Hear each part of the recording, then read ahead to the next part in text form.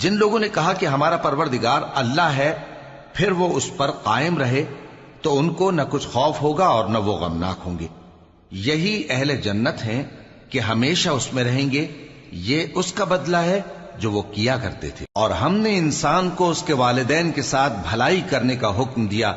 اس کی ماں نے اس کو تکلیف سے پیٹ میں رکھا اور تکلیف ہی سے جنا، اور اس کا پیٹ میں رہنا اور دودھ چھڑانا 2.5 برس میں ہوتا ہے، یہاں تک کہ جب وہ پختہ عمر کو پہنچ جاتا ہے اور 40 برس کا ہو جاتا ہے تو کہتا ہے کہ اے میرے پروردگار، مجھے توفیق دے کہ تو نے جو احسان مجھ پر اور میرے ماں باپ پر کیے ہیں ان کا شکر گزار بنوں، اور یہ کہ نیک عمل کروں جن کو تو پسند کرے، اور میرے لیے میری اولاد کو نیک بنا دے.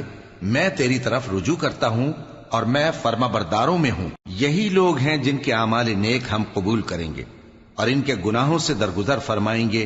اور